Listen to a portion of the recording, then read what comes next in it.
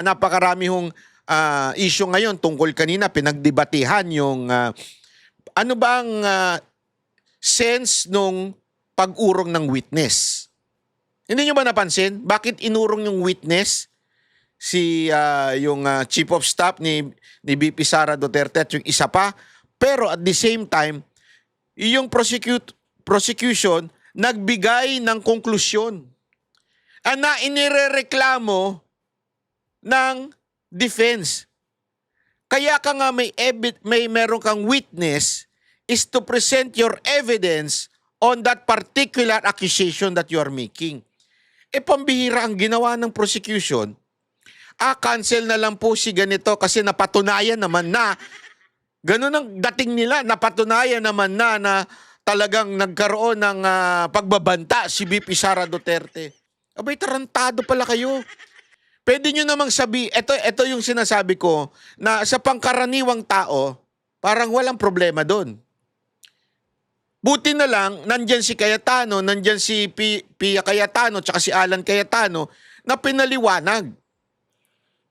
Hindi porket yan po ay inurong mo na, abay meron ka ng pwedeng i-manifest na konklusyon doon sa sinabi nila. Kaya mo nga ipipresent yung witness is to prove kung ano yung sasabihin nila, kung tama o hindi. That's why may cross-examination. When you present the witness, sasabihin mo, ganito nangyari during that video conference. Ano bang, meron bang pagbabantang nangyari, ganito, bla bla bla bla, tatanungin. Tapos i-cross-examine ngayon ng kabilang panig. Yan ay part ng due process. Anong ginawa mo? Bigla mong, sorry, tatanggalin, hindi na lang namin ipapasok yan. Again, karapatan nila na hindi magpasok ng witness nila, ha? Pero they do not put words in the mouth of those witness. Na to the point, kinungklud na nila na nandyan yung witness na yan at meron talagang pagbabanta kay VP Sara Duterte. So therefore, hindi na namin kailangan pagsalitain yung witness. Gagawin, di ba? It seems walang problema, pero in the mind of lawyers, kaya ngayon ang pinoint out nila Pia at nila Alan, na napaka-importante na hindi dapat sabihin. Kasi sinabi mo na, di sana pinresent mo na yung kanilang argumento para na cross-examine. To be fair. Hindi, pinangunahan mo pa . Yung mga bagay na yan yung mga bagay na mahirap unawain kung ikaw ay simpleng mamamayan lang o simpleng hindi nakapag-aral ng batas. So therefore, dahil lumalakas, laging barado kasi yung mga witness . Especially kay Cayetano. Hindi nakakalusot yung witness kay Cayetano. Lalo na sa mga palusot niya, hindi nakakalusot yung witness. Kaya ang laki ng parte na ginagawa ni Cayetano. So, akala nila, natanggal na nila yung tinik na si Marcoleta. Kasi alam naman natin, lalo na yun. Si Cayetano, mabait pa . Magaling sa debate, pero mabait pa. Hindi diretsuhan. Nakita natin kung papaano yung ginawa ni Marcoleta nung panahon ng ABS-CBN. Ang tindi, di ba? Talagang pag diretso. Imaginin mo nandito si Marcoleta. Imaginin mo lang. Sigurado ako matatai yung mga witness dyan. Kasi si Marcoleta, alam naman natin, parang grumpy old man yan . Nagagalit siya pag sinasabihan siya ng gano'n, huwag niyo sabihan. Alam naman natin na pag yan ng bumana, talagang yayariin ka niya sa batas , di ba? Kaya nga ngayon, isusunod pa nila si Cayetano kasi nagawa na nila kay Marcoleta. Antindi, di ba? Panoorin natin itong bahagi na kung saan pinahayag ni Cayetano yung dito na ba yun? Wait, Choto mate. Ito. Ayan, Pero bago yan, si Robin muna nagsalita.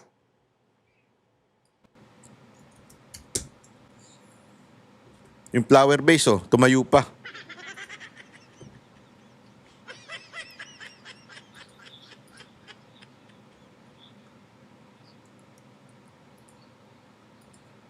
Ay, naku. Wala. Walang audio yung first part ko, Impeachment Yan. ay biglang lumabas ang isang pahayag na iniimbestigahan daw po yung patungkol sa pangyayari noong Southeast Asian Games. Ito po ba ay eksakto lang o ito po ba ay merong dapat tayong pangambahan? Sapagkat, alam niyo po, ako din po ay dapat ay pupunta ng Iran. Yan. Sapagkat isinagawa po ang pagbibigay-pugay sa namatay na kanilang leader, spiritual leader. Pero hindi po ako tumuloy dahil may impeachment po tayo. Tanong ko lamang po sa ating mga kasama, dapat po ba tayong mangamba? Dapat po ba kaming manggamba? At tayo po ay parang eksakto naman lahat ito? Hindi ba po tayo ay malayang korte? Tayo po ay may karapatan na binibigay ng konstitusyon na magsagawa po ng pagdinig na ito. Yun lamang po. Maraming salamat po, Ginoong tagapamahalang hukom. Yan yung tungkol sa ang nag-a-adjust pa sa isipin nyo to ang nag-a-adjust pa sa schedule ni Matibag para humarap ng witness yung Senado. Sa totoo lang, yung totoo dapat i-cite in contempt na ito si Matibag nag-a-adjust yung buong korte para sa'yo. Hayop ka. Sino ka?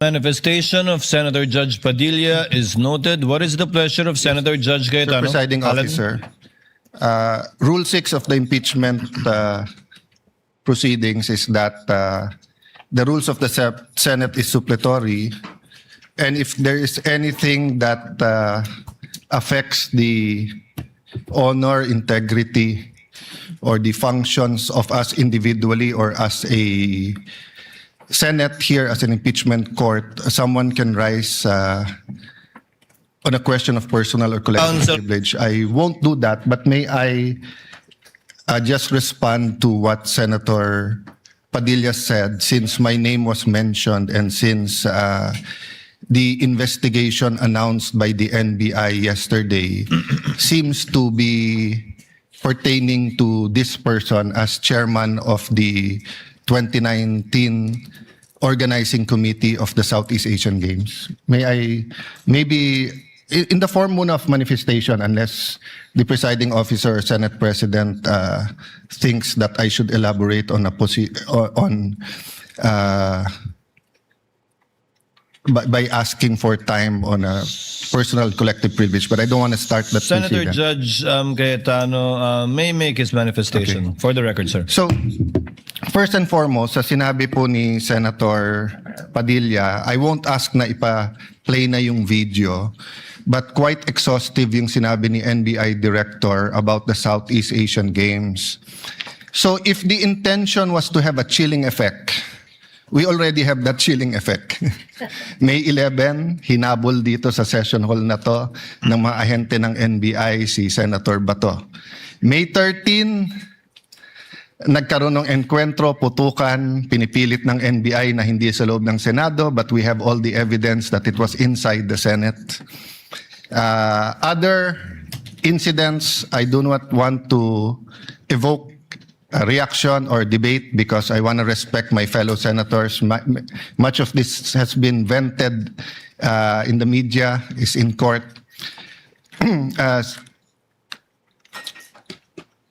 Director Matibag has promised us that he will give us a warrant issued by the ICC, has promised us that he will hold his agents na nanggulpin ng isang OSAA. He will be the one to implement the contempt order and hold them in his office, but wala ditong natupad.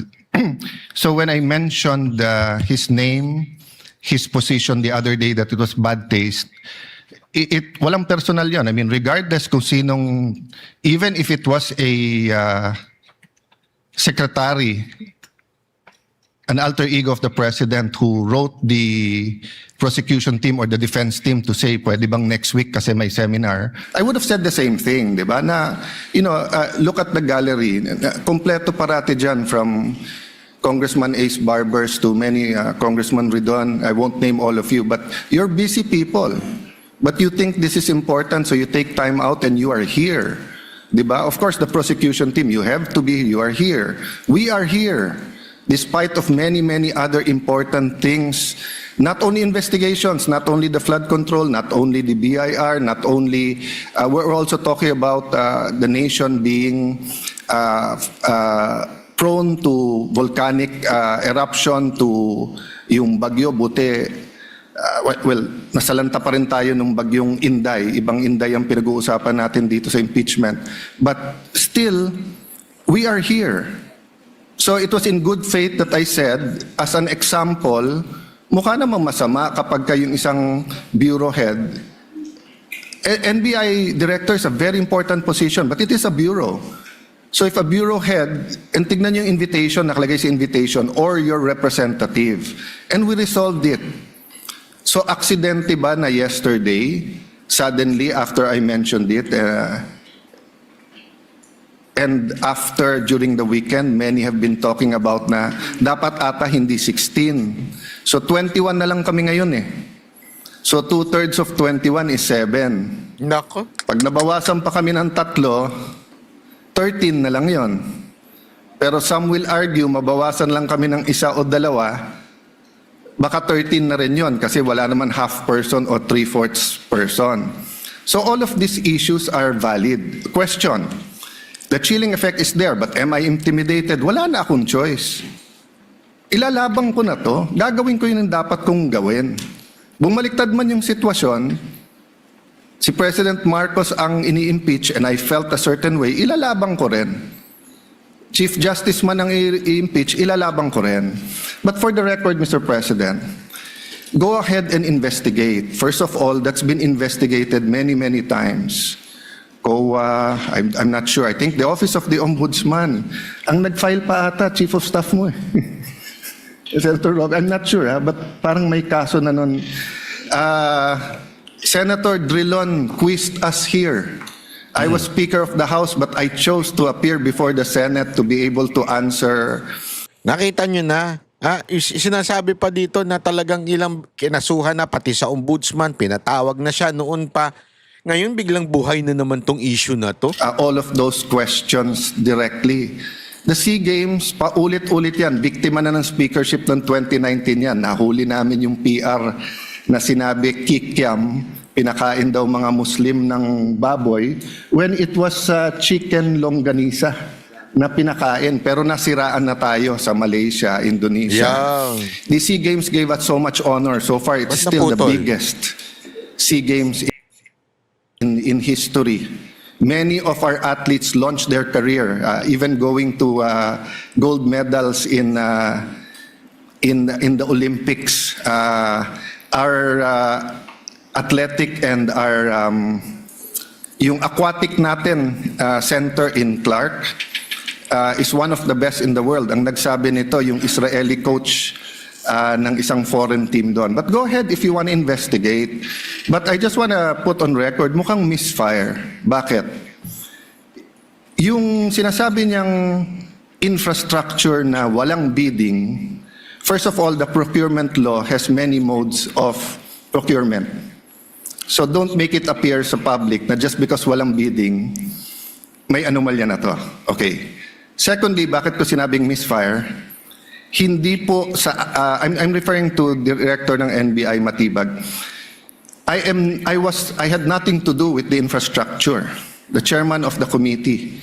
In fact, I had to resign from the DFA because I was running for congressman during that time. So dun sa sinasabi ni Director Matibag na may congressional insertion to fund it, it's definitely not me, because how could a non-member of the Senate or non-member of the House insert anything? Okay. Dun sa sinasabi niyang infrastructure, it was done by the BCDA. The Nako. chairman of the BCDA is one of the closest advisors of the President now. Nako po, patay kang bata ka. Mukhang susunugin siya dito. The President of the BCDA is one of the closest advisors and is a secretary now. And he said medyo kaduda tong kumpanya na nanalo walang bidding. If I'm not mistaken, it's the same company who's making the City Hall of Pasig. So, I mean, if they want to investigate, go ahead. But by Nako. mentioning the organizing committee of the SEA Games, ako po chairman nun. At paninindigan ko po na napakaganda nung nangyari doon. At kung may anomalya, ako unang magagalit. So, go ahead. But my point, Mr. Chairman, honorable members of the court, sa prosecution, to be fair sa prosecution at marami akong kaibigan, I've never felt any intimidation from any of you. I mean, you've continued to be either friends or for those who are former friends but friends. I mean, I don't know if nagkamali lang ako, but on the first day, I nodded ng konti kay Senator De Lima. Gumanon din siya, hindi ko alam kung na-acknowledge because we were friends once upon a time and this is a court. We owe it to each other to be professional, di ba? So wag tayong pumayag na someone like Director Matibag Yeah. who do that. My point, Mr. President, Huwag talaga tayong pumayag sa mga katulad ni Matibag na kupal. Sorry totoo naman eh. Tuloy. Mr. Presiding Officer, he could have not announced it and investigated. Imbestigahan mo, tingin mo may mali, imbestigahan mo. But it is unfair to me and unfair to the court that kung kailan siya patatawag siya sa Monday, intimidate mo ako, hindi kita tatanungin sa Monday dahil mag-a-announce Kupal ka? ka na iimbestigahan mo. Oo. Tapos sasabihin mo may insertion, tapos sasabihin mo hindi liquidated po lahat yun. So let me talk of unfairness. Hindi ba unfair? Kung ako babaliktarin ko, sasabihin ko, inimbestigahan ko na rin kahapon eh. Ang sabi sa akin, mainit ang ulo ni Director Matibag kasi may contractor na daw yung binigay na lupa para sa NBI at gusto niya sarili niyang contractor. Yan! Kaya naman pala. Grabe talaga pumitik to si Cayetano.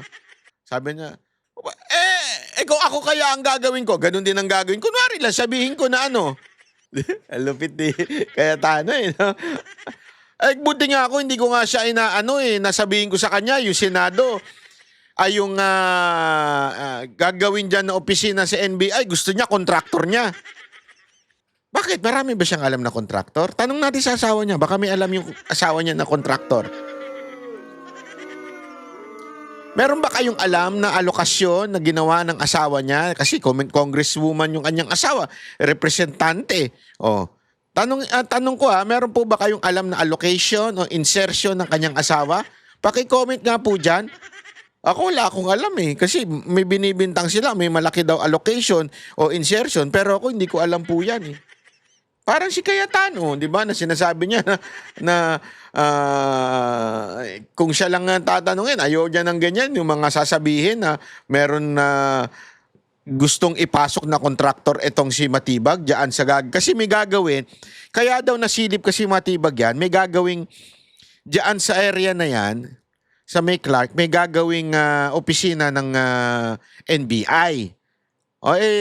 Kesyo daw na nalaman niya na yung kontraktor na gusto ni Matibag ay yung kaibigan daw niya. Yun ang sinasabi ni Cayetano, Ay. Would that be fair to him? Di ba? Hindi No, fair yun. it would be a Marites accusation. Nako. So that's the same thing he announced yesterday. Marites lang daw yun pero nasabi na ni Cayetano. Ang galing talaga. Nabuking na baga. Today, a Marites accusation towards me that affects this court because I am now a senator judge. So I hope this is the last time Ayan. that I'm going to have to speak about this. But definitely, we've been speaking about this, binabawasan talaga kami. Yan. Iniisa-isa. Even yung mga vlogger na malapit sa administrasyon, sabi, 2 down, 3 down, may kasunod na. Nako, Diba? patay tayo dyan. So, Mr. President, I want this impeachment to be a test that the 1987 Constitution works. Yan. And that despite political differences, the prosecution and defense, I saw them after the first or second day, nagkakamayang kayo. Nagkakamustahan. After the first or second day nung mainit na baliktaktakan dyan sa pre-trial, nagbabatian, di ba? Even in court.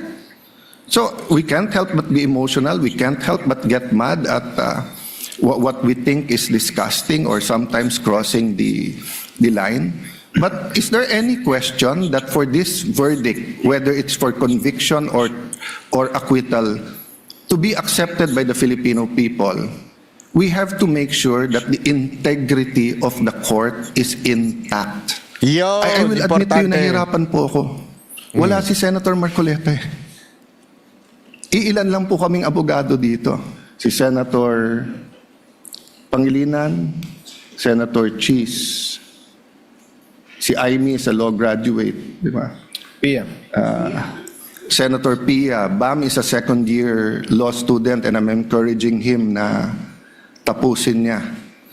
Total review na yung nangyayari ngayon. But it's not easy. 24 lang kami, nabawasan na ng 3. So I hope this issue of the integrity of the court becomes an issue for all of us. No, I'll repeat what I said when I was Senate President. Director, hindi mo kami natibag. Yun. So wag mo try itibagin tong representation na to o itong impeachment court because what you're doing is not helping. You investigate whatever you want to investigate. You want to investigate, ba't ako nagpatubo ng balbas? Investigate mo, no problem with me. Pero wag mo nang i-announce kasi nga naaapektuhan yung integrity ng court. Thank you for the leeway, Presiding Officer. Thank you, Senator Judge Alan Cayetano. Yes, what is the pleasure of Senator Judge Pia Cayetano? Mr. President, Presiding Officer, I assume most of my colleagues, like me, were busy studying the lengthy memorandum filed by each of the parties. For the record, 30+ pages, more or less double space yung sa prosecution. Kaya by the time I got to the defense, para na ako maduduling kasi mahaba na nga yung 30 pages na double space. Napunta pa ako sa single space. Okay lang yun, kasama sa trabaho yun. Pero that's how lengthy the documents were. And I slept at 2 a.m. Hindi kasama to sa explanation ko. Di ako nagyayabang or anything. It's our job. And I'm a night person, so normal sa akin yun. And then in the morning, tuloy ulit. Sent my staff questions, asked for more details, and then we worked together throughout the morning until it was time to come here. So I don't know anything about this statement of Director Matibag. But it bothers me Yeah. to hear this. Me I now too. remember that I saw a message pop up in my phone which hindi ko nga pinansin kasi nga ito yung important issue ko na pag-aralan ko tong memorandum ng mga parties na inabala nga naman nilang very lengthily and exhaustively na nila dinidiscuss in a written document. But I recall now na may nag-pop up na message from a coach telling me na gustong paimbestigahan yung SEA Games. And di ko talaga pinansin. And now Alan brings it up and I am bothered. There is no jurisdiction in the world that allows a judge to be pressured and intimidated. Yun. And I ask each one of you, my dear colleagues, payag ba tayo sa ganito? Ganito na ba tayo dito ngayon? Oh. Don't we want a better country World. for our children? Tama. Why would you allow a director who's just called to be a witness next week brag that he's going to investigate? And again, I don't know. So I respectfully request that it be played. Because I want to understand. If I don't have reason to be upset, then thank you, I can focus. I can go back to the business on hand. But right now, I am upset to hear this. And I will stand up for each one of you. I don't care what side you're on. I will stand up for you if somebody tries to intimidate you. So with all due respect, Mr. Presiding Officer, I ask that we play it. I want to see what Yes. this witness Yes.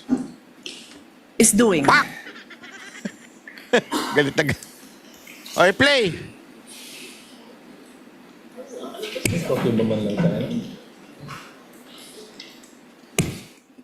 Presiding Officer declares a brief recess.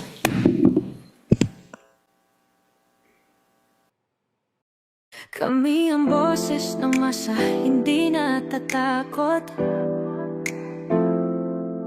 Katotohanan lang, di kami nalulunod.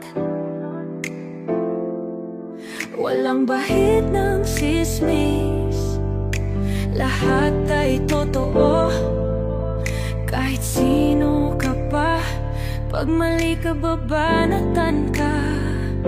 Walang pinipili kulay, wala kaming kinikilingan.